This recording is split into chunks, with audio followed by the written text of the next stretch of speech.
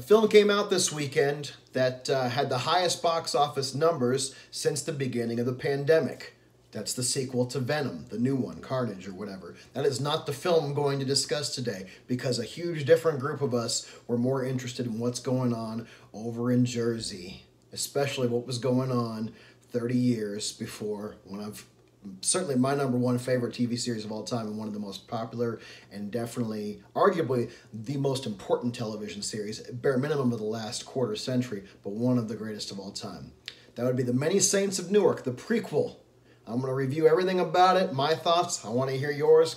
Looking forward to it. So let's dive in. The central question here is, does the film work? Does the Many Saints of Newark work as a film?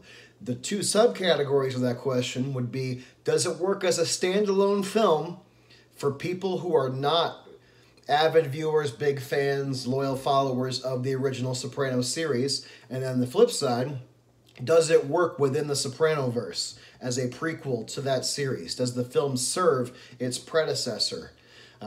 This all falls under the purview of David Chase, creator of The Sopranos, the mastermind behind every major event. He had a great writing staff, but he was the buck stopped there with David Chase, so he had final say. He wrote this script, so this film is underneath all of his supervision and what he wanted to have happen. My first argument is, yes, the film works.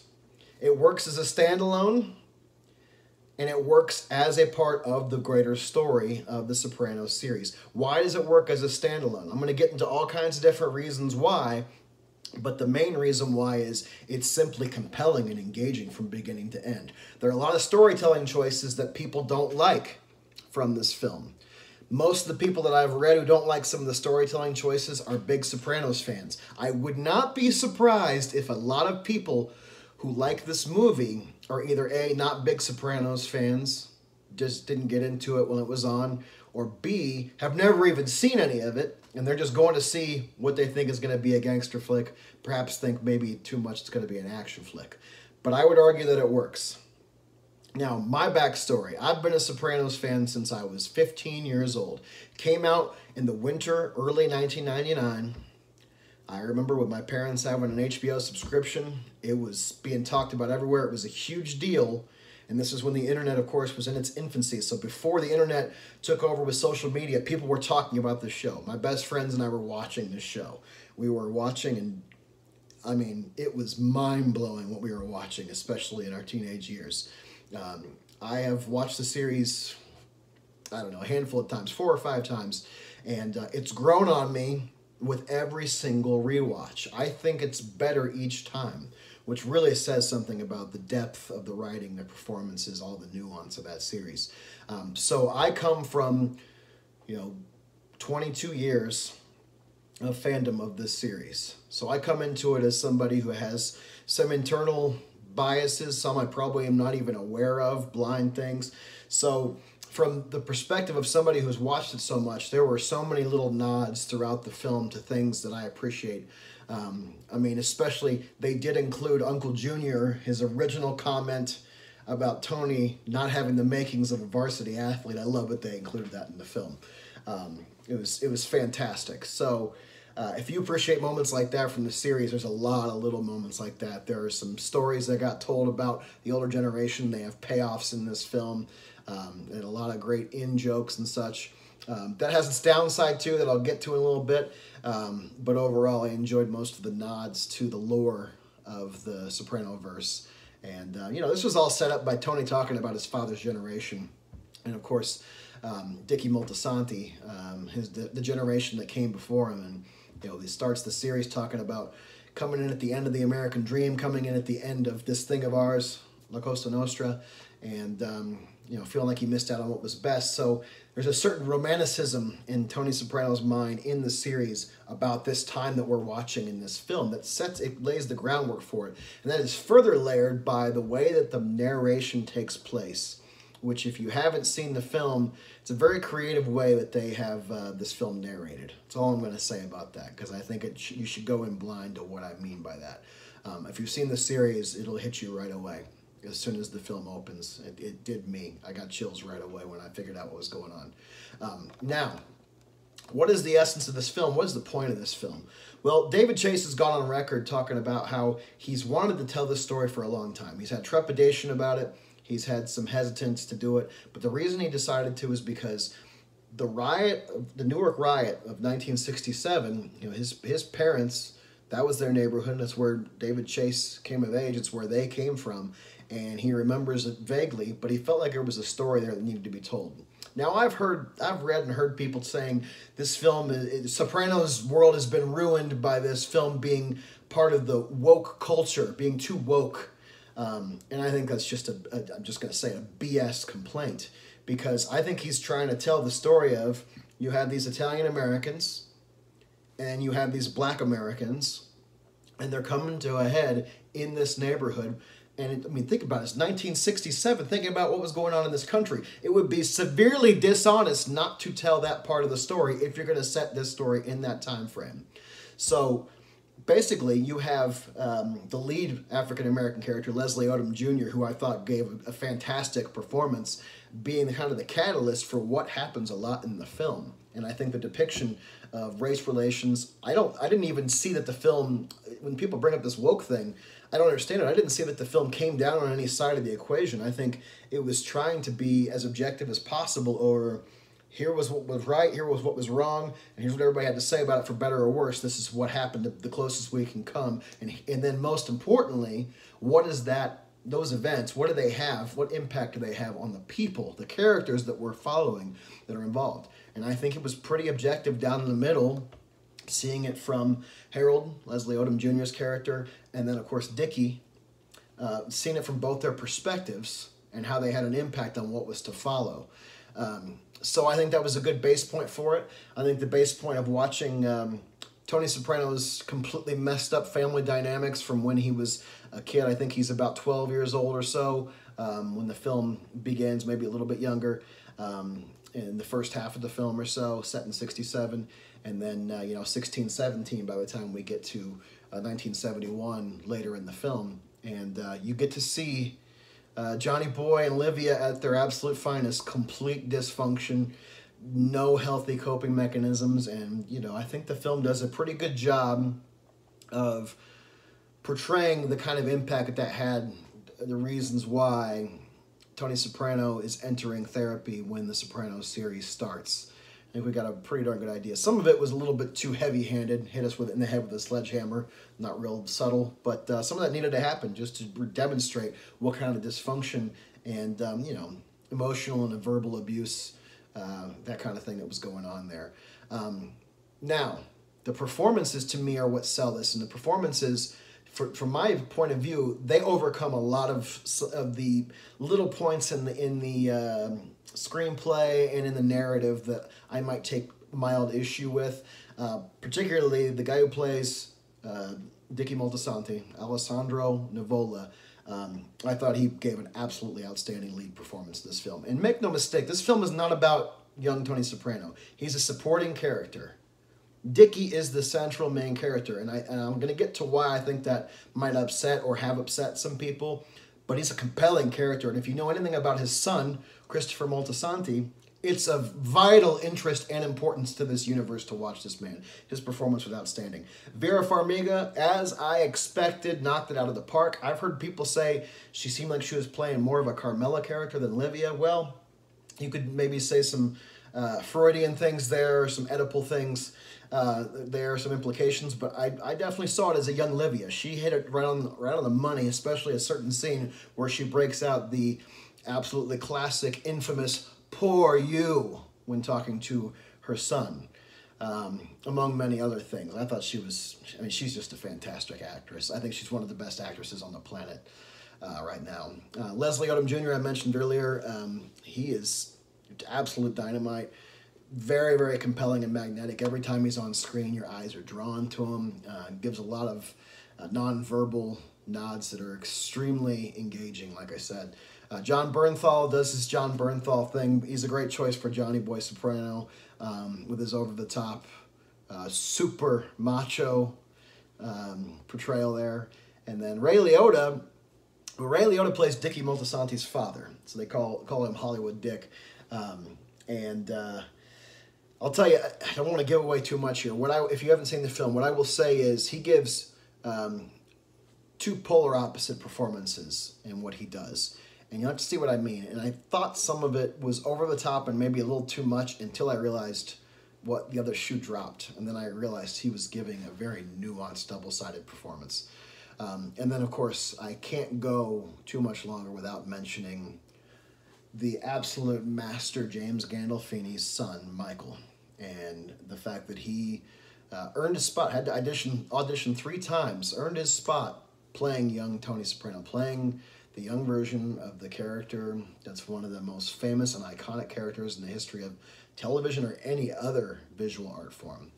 Very big shoes to fill. Very, very high pressure situation to be in. And the kid just absolutely knocked it out of the park.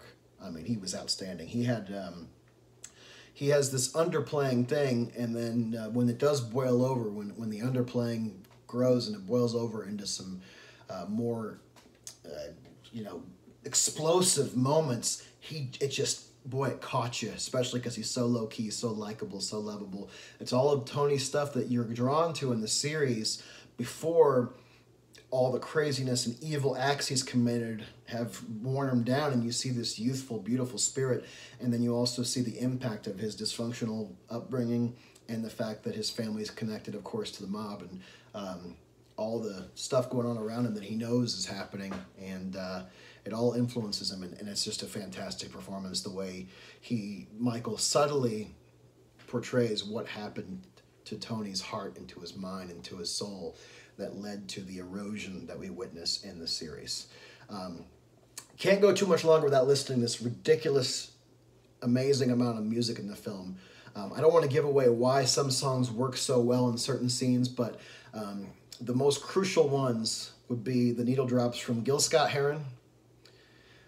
I would say the Van Morrison one, and I didn't realize how crucial it was. I was enjoying the needle drop, but then I didn't realize how crucial it was until we got to the other side of that scene. And it's just a wonderful way to take establishing tone with a song, and you get to the other side of that scene, and it's been completely changed, your perception of why that song was playing in the first place.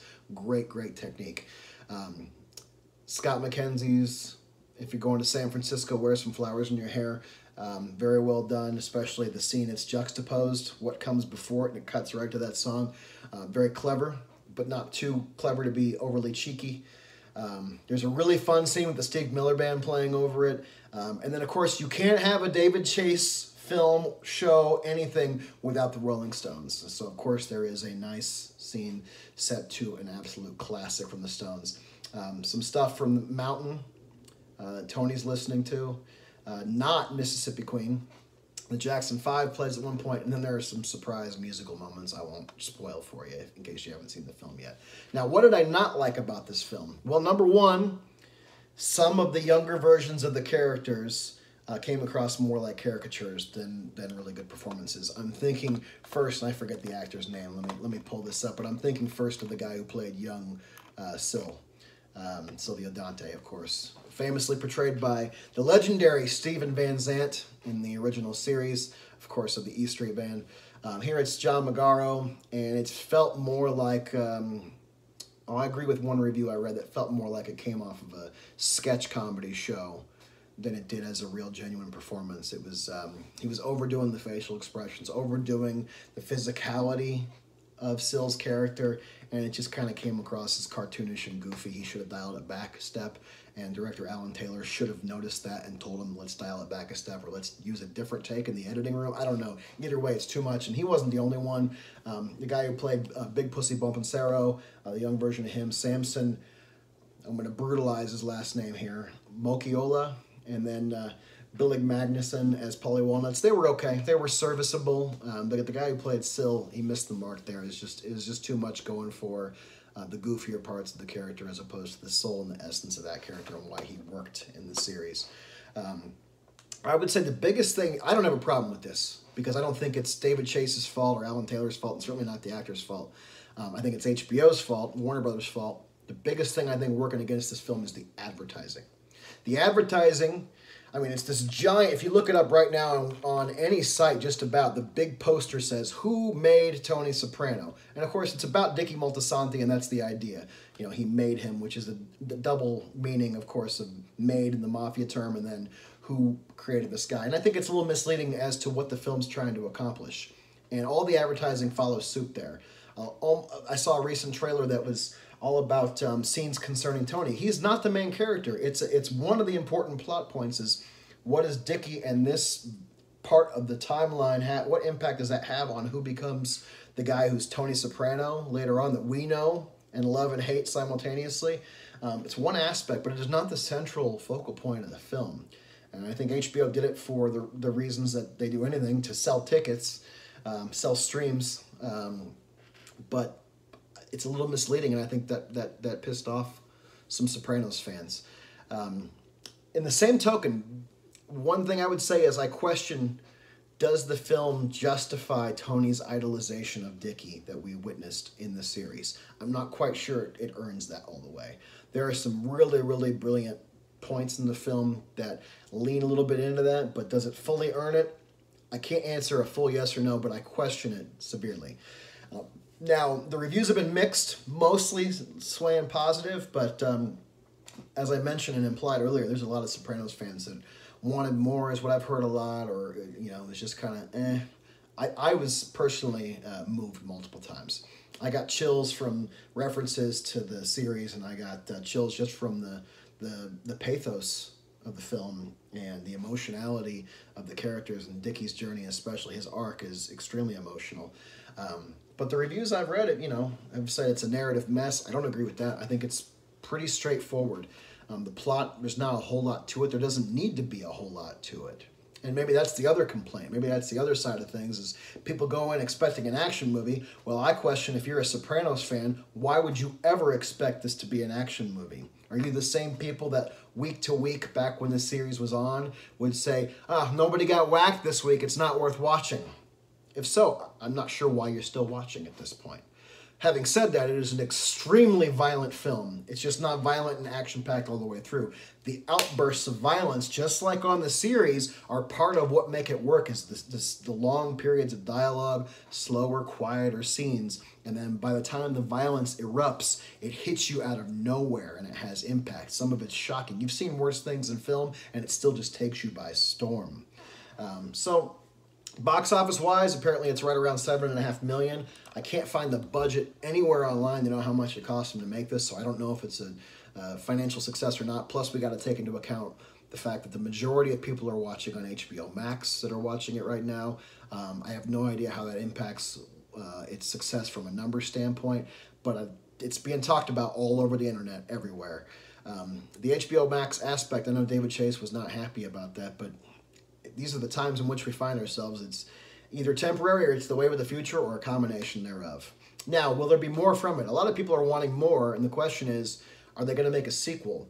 Apparently, David Chase has gone on record saying he's interested in it if Terrence Winter, who was one of his probably his right-hand guy during much of the series, if he would co-write or be involved in writing a sequel to it, which may be a series, it may be a limited series, or it may be another feature film.